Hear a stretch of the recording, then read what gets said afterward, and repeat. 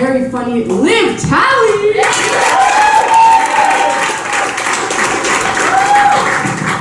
Hey, New York! Oh my gosh, I love this city. So I'm from a small, suburban beach town in the Jersey Shore. So I love coming here because I've nicknamed that area I'm from Caucasian Nation. So I started traveling to the city because I felt like there had to be more to life than white girls asking me to teach them to twerk. And those same girls at this time last year were losing their minds on Facebook, okay? They were complaining about the pandemic, look, I know that this virus is really serious, but if it continues and Halloween gets canceled, I'm gonna lose my shit. Courtney, your profile picture is of you kissing your dog on the mouth. So I just think that ship of you losing your shit has sailed far away, you know?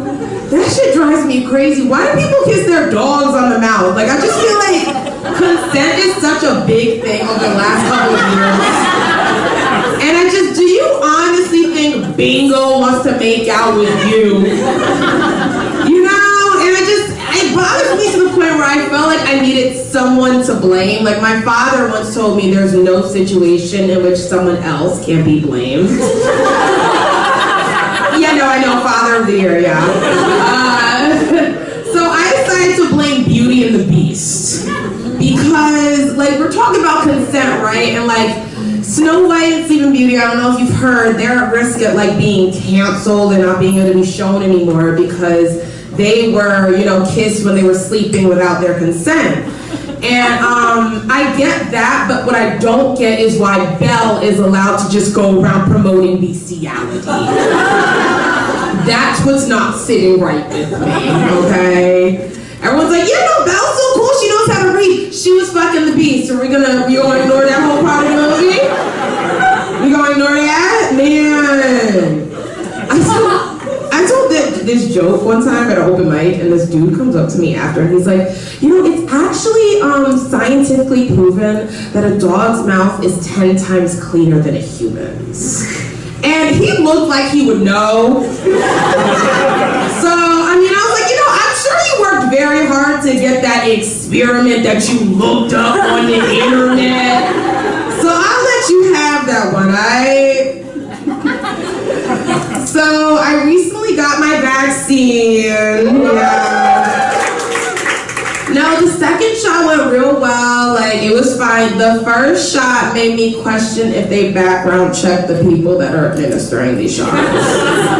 I come in, this dude's real cool, we're making small talk, and then as soon as he successfully does my shot, he goes, I'm getting pretty good at this. So I'm over there well, I'd hope so. You think, what?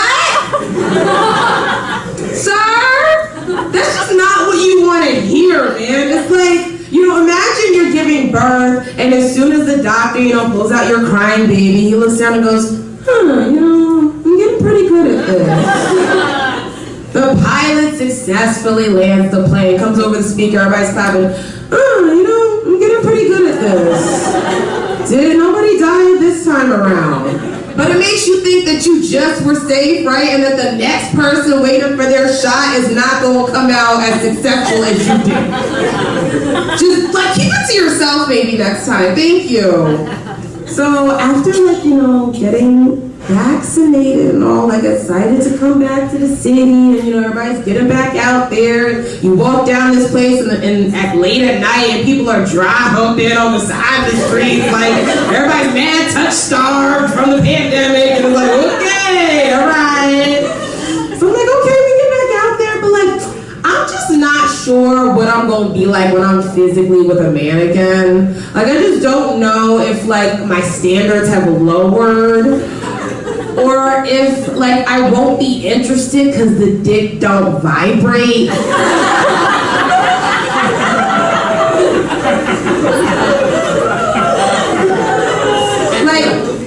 He's gonna whip it out, So like, in and out, in and out, in and out. That's all you got going on?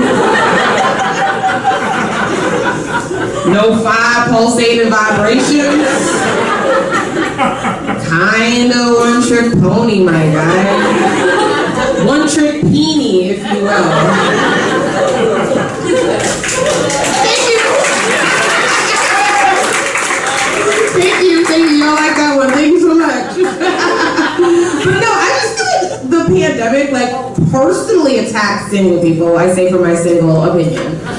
Because if Corona had, like, texted me, like, a month prior and been like, hey, girl, like, I'm coming on this day, maybe I could have gotten my commitment issues together, you know?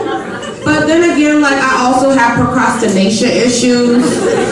So Corona probably would hit me up like the morning of and be like, hey girl, like I'm on my way. And I would be like, damn it, that was today! How to get anybody? Shoot, guess we gonna be alone. I mean, the dick don't vibrate anyway. It's all good. It's all good. And it has me just always like thinking lately about like the ultimate commitment, because like I see people my age and even younger, they're all engaged and rushing to get married after the pandemic. And I can't even get past like the wedding part. Like I love a good party. I love getting dressed up. Like that all sounds real good. Plus the bride is the center of attention, okay? Like it's sounding great. And then I get home and I just have this man in my bed for forever? What do I do with him? Do I take him on walks? I don't. Is there some sort of training? Because like, what if one night I have really bad gas? Like, I'm supposed to just expect him to be like, I'ma stick beside her. I'ma stick beside her, okay? No, like, I don't even want to stick beside me during times like that. I'll probably be like, yo, like, it's cool, like, run, save yourself, sir. Thank you. I can't, man, I can't. But New York really is my favorite place. Like, the characters here, like, y'all are some characters, I swear. Like, I remember the first time I started coming here, this dude was walking past me down the street, and I listened closer, and I realized this man is rapping about how he has diarrhea in his pants. And at that moment, I for real was like, these are my people. This is obviously right where I belong, okay? Because like the courage to tell his story, the lyricism, like it was very inspiring to me as a fellow artist, you know? And I wasn't even mad at him for talking to himself. Like I stayed talking to myself. Like I remember during quarantine, it got to a certain point where I was just like scaring myself. And I would catch myself saying certain things like, yeah, you know, I do know, bitch, I'm you. I was also there. So, I guess what you would consider an atheist, but that word is just so strong, it sounds like I want to go burn down a church, and I'm just like I'm too lazy for that type of like behavior. So I'd rather just say like I'm a non-believer or whatever. So I always think about how funny it would be if, you know, I actually do go to heaven when I die, and God is just waiting there for me like, I'm not gonna say that they told you so, but you see what it is, don't you? And you know, he'd make fun of me for a little bit, and I'd let him because I'm in his home, right? And I'd be like, you know, thank you so much for letting me stay here despite my disbelief of you on earth, right? And even though, like, I didn't believe in you, you always believed in me, God. And he'd be like, oh, you thought? And then he'd pull a lever that sent me down to hell. But I probably had more fun there anyway.